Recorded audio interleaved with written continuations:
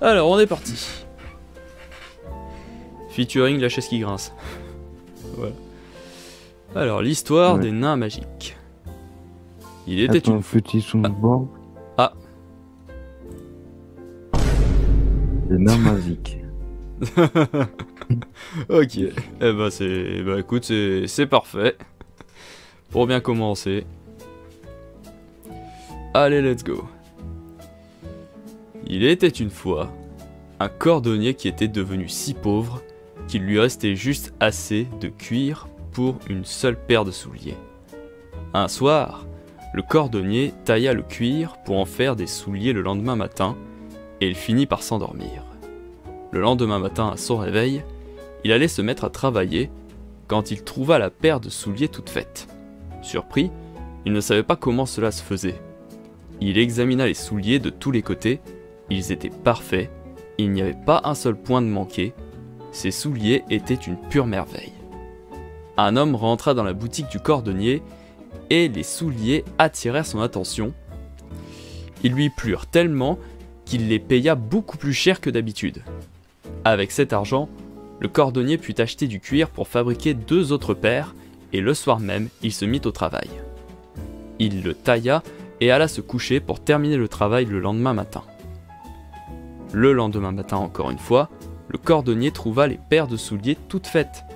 Dans sa boutique, les acheteurs ne manquèrent pas et avec l'argent que le cordonnier gagne ce jour-là, il put acheter du cuir pour fabriquer 4 autres paires. Et comme d'habitude, le lendemain matin, les paires de souliers étaient déjà prêtes.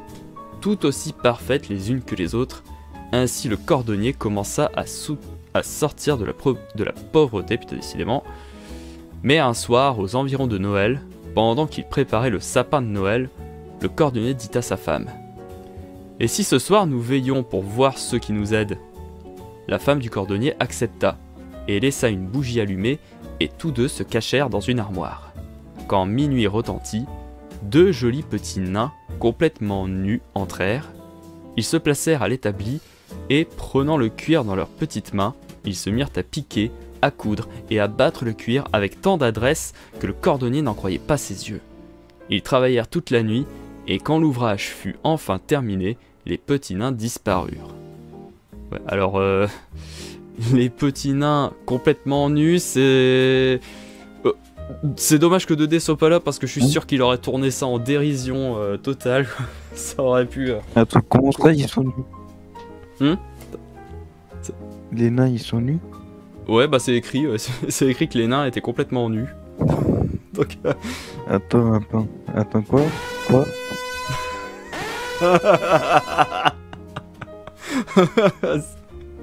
Ah mais forcément. Ah non mais là... Mais oui, c'est clair. Oh putain, je sens que... Là franchement... Ah mais quand 2D va être là, ça va être... Ça va partir en vrille, obligé. Donc du coup, bah oui, le truc il est pas fini. Alors continuons. Le lendemain, la femme dit à son mari : « Ces petits nains nous ont rendus riches. Il nous faut leur montrer notre gratitude et toute notre reconnaissance. Les pauvres doivent mourir de faim, à courir partout comme des vers, nus comme des vers. » Putain, et encore ce rapport à la nudité, décidément. C'est Macron qui a écrit ça ou... Oh bah ça, je me demande vraiment qui est derrière cette histoire, mais il avait un sacré problème avec les nudités. C'est Ouais. parce que pour mentionner ça 2 Ouais. fois de suite, c'est qu'il Ouais. c'est qu'il y avait quelque chose de louche derrière. Mm. Ouf, oh la vache. Il était fort celui-là. Du coup, où en étais-je? Ah voilà. Je vais leur coudre à chacun habits, culottes, chemises et même leur tricoter des bas. Et toi, mon cher mari, fais-leur donc à chacun une paire de souliers, putain.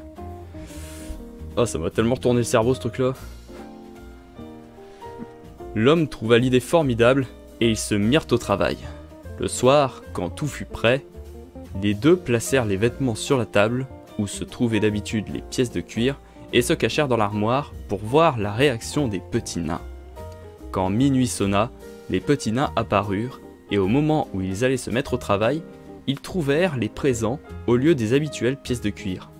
Ils témoignèrent d'abord un étonnement, mais une grande joie s'emparèrent d'eux, et ils passèrent les habits et se mirent à chanter. « Ne sommes-nous pas de jolis garçons ? Adieu cuir, souliers et chaussons !» Les nains dansèrent et sautèrent partout. Ils étaient fort heureux de ce cadeau, et tout en dansant, ils gagnèrent la sortie.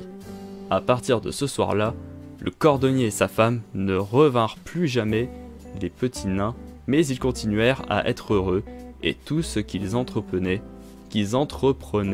leur réussissait. Fini. Eh ben dis donc, Et bah, on est encore tombé sur une pépite.